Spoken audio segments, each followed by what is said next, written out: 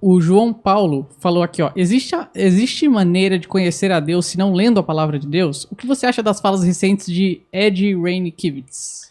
Ed Renekiewicz. Deu muita polêmica. O Ed Renekiewicz é pastor da Igreja Batista da Água Clara, se eu não me engano, Água Branca. Eu esqueci o nome certo. Água Clara ou Água Branca? É uma igreja batista enorme, tem muita gente. E o Ed Renekiewicz é um camarada muito culto. Ele tem um programa chamado Talmidim. Talmidim em hebraico significa alunos.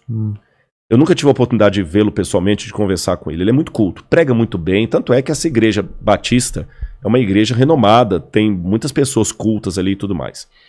E ele fez uma declaração que causou estranheza em muitos teólogos, e em mim também.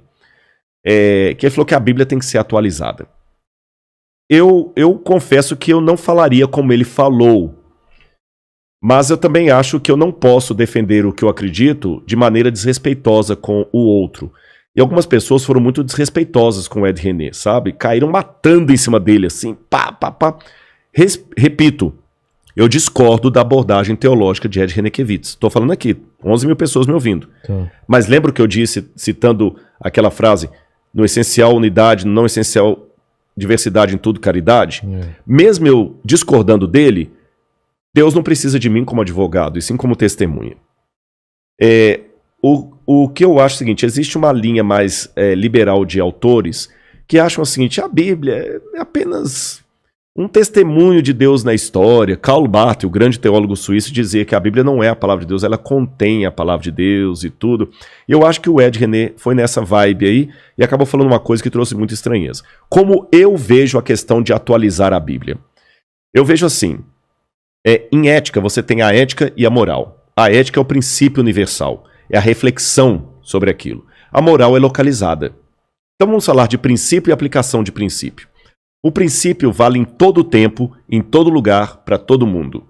Mas a aplicação do princípio muda de lugar para lugar. Dou um exemplo rápido. Princípio universal, respeito. Temos que ter respeito por todo mundo. Isso vale para todo mundo, em todo tempo, em todo lugar. Mas o princípio é etéreo, ele precisa ter alguma formação na geografia, na história, no contexto. Como que eu aplico o princípio do respeito entrando numa sinagoga? Colocando o chapéu. Como que eu aplico o princípio do respeito entrando numa igreja católica? Tirando o chapéu. Como é que eu aplico o princípio do respeito entrando numa mesquita? Tirando os sapatos. O princípio permaneceu o mesmo, mas em cada um dos setores ele foi aplicado de maneira diferente. A Bíblia é um livro que contém princípios, mas por ser um livro histórico, ela matiza esses princípios em situações localizadas. Específicas. Por exemplo, Deus, quando apareceu para Moisés, falou, tira a sandália dos seus pés, porque o lugar que você está pisando é terra santa. E quando eu vou para o Egito, eu vejo que realmente a crença egípcia é que diante de uma divindade, tira o sapato por respeito. Você está de boné. Se você for para uma sinagoga, você tem que ficar de boné. Se você for a uma missa, você tem que tirar o boné. O princípio não mudou. A aplicação dele, sim. O princípio é eterno. A aplicação é local, contextual, atualizável. É assim que eu entendo. E nesse aspecto, em parte, eu concordo com o pastor Ed Renekiewicz. Em parte, como eu falei, eu discordo. Tá bem? Na parte que eu concordo, eu digo isso. A Bíblia, ela é a palavra de Deus, fiel. A Bíblia fala que ela é justa para reprimir, para corrigir, para ensinar na justiça. A Bíblia não é jamais um livro ultrapassado. Nunca o será. A Bíblia não precisa de atualização, porque ela é a palavra viva de Deus, que se renova a cada manhã. Cai a erva, murcha-se a flor, mas a palavra do Senhor permanece eternamente. Nesse ponto que eu discordo da fala de Ed René. Porém, em que sentido que eu vejo propriedade na atualização do texto? É que se eu confundir princípio, que é eterno, com a aplicação do princípio, eu posso criar problemas. Por exemplo, eu como adventista, eu guardo o sábado. Mas no tempo de Moisés, quem transgrediu o sábado era pena de morte para o sujeito. Eu não vou agora apedrejar quem não guarda o sábado. Aí eu vou estar vendo, a Bíblia é obsoleta. Não é. O princípio do sábado, na época de Moisés... valia para aquela época. O princípio vale para todo o tempo. Não, mas A forma, o apedrejamento era para aquela época, hoje não é. Você está entendendo? É outra forma de analisar a coisa. Então, as pessoas às vezes confundem o que na Bíblia é princípio com o que é aplicação. Perfeito. E não fazendo essa distinção, você cria muitas heresias e muitos exageros e muitos fanatismos. Porque, por exemplo, Paulo falou que na igreja a mulher deve ficar calada, não falar nada. Ah, é? Só que dentro daquele contexto, fazia todo sentido o que Paulo estava dizendo. Tirar aquilo fora de contexto causa problemas. Total. Um último exemplo. No Antigo Testamento, Deus falou que quando a mulher estivesse menstruada, o homem não devia chegar perto dela e tocar nela. Por que Deus falou isso? Gente, muito simples.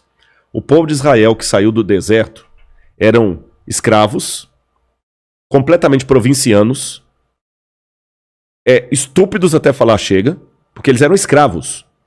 Não eram pessoas cultas. O Israel que saiu do Egito não é o judaísmo que foi para Auschwitz. Auschwitz recebeu doutores, músicos, intelectuais, quase mata Freud, quase mata Einstein. Mas o hebreu que saiu do Egito era todo mundo da base da pancada. Então Deus tinha que falar com eles uma linguagem que eles podiam entender. Imagina esse pessoal no deserto, Vilela, sem tomar banho, e a mulher menstruada e com cólica. E o marido querendo deitar com ela para fazer amor.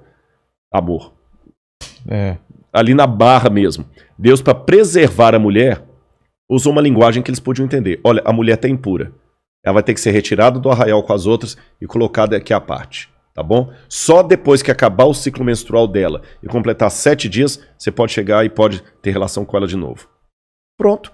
Dentro daquele contexto, Deus pegou o princípio do respeito à mulher e aplicou numa situação que ele tirou a mulher da vista do marido bronco e botou junto com outras mulheres que estavam menstruadas como ela. Agora, se eu confundir o princípio com a aplicação, eu vou começar agora a criar uma doutrina na igreja que mulher, quando está menstruada, não pode dormir no quarto com o marido, que na Bíblia está falando isso. É nesse sentido que eu acho que a gente teria que atualizar o texto para separar o que é princípio e o que é aplicação. Entendi. É isso. Obrigada pela sua audiência. Se você gostou deste vídeo, deixe seu like, compartilhe e não deixe de fazer sua inscrição para muito mais conteúdo sobre teologia e fé cristã. Graça e paz.